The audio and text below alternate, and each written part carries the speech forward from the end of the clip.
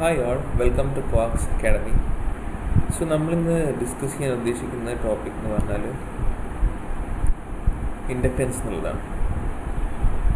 So ഇൻഡക്ടറിൻ്റെ നമുക്കെല്ലാവർക്കും അറിയുന്നൊരു എലമെൻ്റാണ് inductor coil എന്നുള്ളത്. So അതിൻ്റെ ബേസിക് പ്രോപ്പർട്ടി എന്നുള്ളത് വെച്ചാൽ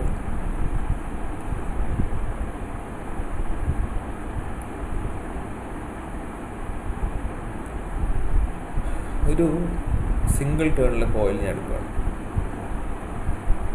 അപ്പം ഇത് സിംഗിൾ ടേണിലെ കോയിലാണ്. അപ്പോൾ അതിലൂടെ കറണ്ട് ഒഴുകിക്കഴിഞ്ഞാൽ നമുക്ക് ഇതിന് ചുറ്റും ഈ കോയിലിന് ചുറ്റും ഒരു ഫ്ലക്സ് ഉണ്ടാവും.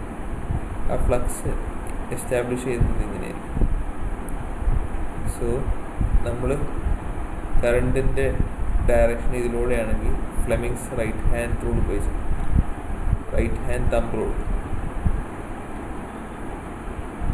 മാഗ്നറ്റിക് ഫീൽഡിൻ്റെ ഡയറക്ഷൻ പറയുന്നത് മാർക്ക് ചെയ്ത രീതിയിലേക്ക് ആ കോയിൽ ഹോൾഡ് ചെയ്യുവാണെങ്കിൽ. ഓക്കെ, സോ അങ്ങനെയാണെങ്കിൽ നമ്മളൊരു N ടേൺസിൽ ഒരു കോയിൽ എടുക്കുകയാണ്. അപ്പോൾ അതിലുണ്ടാകുന്ന ടോട്ടൽ ഫ്ലക്സ് ലിങ്കേജ് ഒരു കോയിൽ ലിങ്ക് ചെയ്ത ഫ്ലക്സ് ടൈംസ് ഈച്ച് ടേൺ.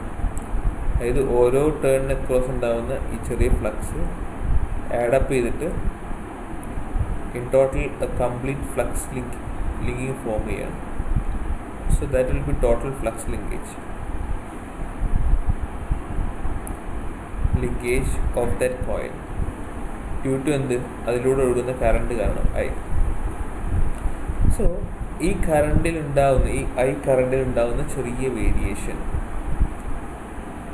എന്ത് സംഭവിക്കും? ഈ ഒരു ഫ്ലക്സിൽ വേരിയേഷൻ ഉണ്ടാക്കും. ഇപ്പോൾ ഈ I വേരി ചെയ്യുമ്പോൾ ഇവിടെ ഉണ്ടാകുന്ന ആ ഫ്ലക്സ് ലിങ്കേജിൽ ചെറിയ വേരിയേഷൻ ഉണ്ടാവും. അപ്പോൾ അത് കാരണമായിട്ട് നമ്മൾ ഫാരഡേസ് ലോ പ്രകാരം ഒരു EMF, ആ varying flux with respect to time അനുസരിച്ച് മാറുന്ന, ഈ ടൈം അനുസരിച്ചാണ് നമ്മൾ കറണ്ട് മാറിയത്. അപ്പോൾ അതിനനുസരിച്ച് നമ്മൾ ഫ്ലക്സ് മാറി. അപ്പോൾ അങ്ങനെ വേരി ചെയ്യുന്ന ഫ്ലക്സ് എന്തുണ്ടാക്കും? ഒരു EMF ഉണ്ടാക്കും. അതിനാണ് ഇൻഡ്യൂസ്ഡ് EMF എന്ന് പറയുന്നത്. ഈ EMFൻ്റെ പ്രോപ്പർട്ടി എന്താണെന്ന് വെച്ചാൽ ഈ കറണ്ടിലെ വേരിയേഷൻ ഒപ്പോസ് ചെയ്യാന്നുള്ളതാണ്. ഇപ്പോൾ സപ്പോസ് നമ്മളെ കറണ്ട് ഇൻക്രീസ് ആയിരുന്നെങ്കിൽ, കൂടുകയായിരുന്നെങ്കിൽ ഒരു ഇൻസ്റ്റൻറ്റ് വരെ കോൺസ്റ്റൻ്റ് ആയിരുന്നു. എന്നിട്ട് അറ്റ് T=T1 നമ്മളെ കറണ്ട് ഇൻക്രീസിങ് ആയെന്ന് വിചാരിക്കും. അപ്പോൾ ആ സമയത്ത് ഈ ഇതിൽ ഒരു പൊളാരിറ്റി, ഒരു EMF ഉണ്ടാവും. അപ്പോൾ കൂടാൻ നോക്കുന്ന കറണ്ടിനെ ഒപ്പോസ് ചെയ്യുന്ന രീതിയിൽ അതിലൊരു EMF ജനറേറ്റ് ചെയ്യാണ് ചെയ്യുന്നത്. So as to bring it tries, അത് ആ EMFനെ, ആ ഒരു കറണ്ടിനെ തിരിച്ച് കുറയ്ക്കാൻ വേണ്ടിയുള്ളൊരു ശ്രമം നടത്തുന്നുണ്ട് അവിടെ.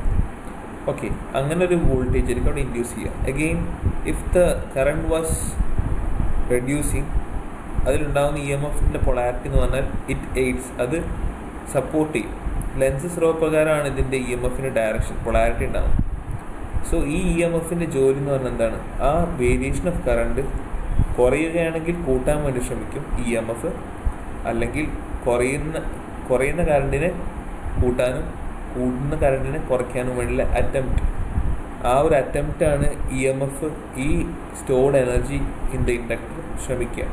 അങ്ങനെ ഇൻഡ്യൂസ് ചെയ്യുന്ന EMF ആണ് E.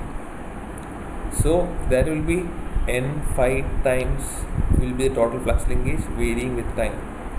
സോ നമ്പർ ഓഫ് ടേൺസിൽ കോൺസ്റ്റൻ്റ് ആയതുകൊണ്ട് അവിടെ വേരിയിങ് പാരാമീറ്റർ ഫ്ലക്സ് ആയിരിക്കും. So this is the EMF, this much volt will be induced across the inductor. Okay, അപ്പം ആ ഇൻഡക്റ്റൻസ് എന്നുള്ള പ്രോപ്പർട്ടി എന്ന് പറഞ്ഞാൽ എന്താ? വേരിയേഷൻ ഓഫ് കറണ്ടിനെ തടയുന്ന, അല്ലെങ്കിൽ അതിനെ ഒന്ന് സ്ലോ ഡൗൺ ചെയ്യുന്ന ഒരു പ്രോസസ്സ്, റെസിസ്റ്റൻസ്, ഒരു തരം റെസിസ്റ്റൻസ് ആണ്, or reluctance to change in the current. അതാണ് ഇൻഡക്റ്റൻസിൻ്റെ പ്രോപ്പർട്ടി. ഓക്കെ, സോ അത് സ്റ്റോർ ചെയ്യുന്ന എനർജി മാഗ്നറ്റിക് ഫീൽഡ് എനർജി ആയിരിക്കും. സോ മാഗ്നറ്റിക് എനർജിയാണ് അതിൽ സ്റ്റോർ ചെയ്തിട്ടുണ്ടാകുക. സോ അതിൻ്റെ ഇക്വേഷൻ ½ Li² ആണെന്ന് നമുക്ക് പണ്ടേ അറിയാം, ½ Li². So this is the energy stored in inductor. So നമുക്ക് ഇൻഡക്റ്റൻസ് L എന്നുള്ള ഒരു ഫാക്ടറാണ് ഡിഫൈൻ ചെയ്യേണ്ടത്.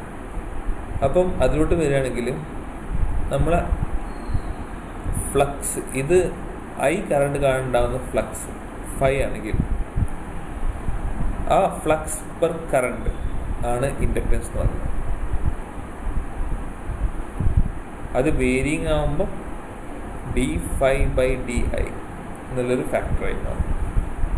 സോ ദാറ്റ് ഈസ് നമുക്ക് എങ്ങനെ റിലേഷൻ കൊണ്ടുവരാൻ പറ്റുമെന്ന് വെച്ചാൽ ഇൻഡക്ടറിന് അക്രോസ് ഉണ്ടാകുന്ന കറണ്ട് ഡ്രോപ്പ് എന്ന് പറഞ്ഞാൽ L D I by D T നമ്മൾ പഠിച്ചിട്ടുണ്ട്. So the equation 1 will be equal to equation 2. So if we equate both 1 and 2 എന്താ നമുക്ക് കിട്ടുക? L D I by D T is equal to N D five by D T എന്ന് കിട്ടും. So both sides D ടിയോട് multiply ചെയ്ത് കഴിഞ്ഞാൽ നമുക്ക് L D I equal to N D five എന്ന് കിട്ടും. സോ ഇതിൽ നിന്ന് ഇൻഡക്റ്റൻസിൻ്റെ ഇക്വേഷൻ എന്ത് കിട്ടും? Inductance will be L is equal to N D five by d I. So if flux remains constant then there is no variation. So n phi by I ആണെന്ത് നമ്മുടെ ഒരു കോയിലിൻ്റെ inductance എന്ന് പറയുന്നത്, self inductance എന്ന് പറയുന്നത്. Okay, ഇനി അങ്ങനെയാണെങ്കിൽ ഞാൻ അടുത്ത കോൺസെപ്റ്റ് എന്ന് പറയുന്നത് മ്യൂച്വൽ ഇൻഡക്റ്റൻസ് എന്നാണ്. So what is mutual inductance? So എൻ്റെ കയ്യിലൊരു കോയിലുണ്ട്, അതിൽ ഐ കറണ്ട് ഞാൻ കടത്തി വിടുകയാണ്. സോ ഈ ഒരു കോയിൽ കൂടെ കറണ്ട് പോകുമ്പോൾ naturally there will be magnetic field link with it. അപ്പോൾ അതിലെ ഫ്ലക്സ് φ1 ആയിരിക്കട്ടെ. സോ I1 കറണ്ടാണ് പോകുന്നത്, ഇത് കോയിൽ 1 ആണ്.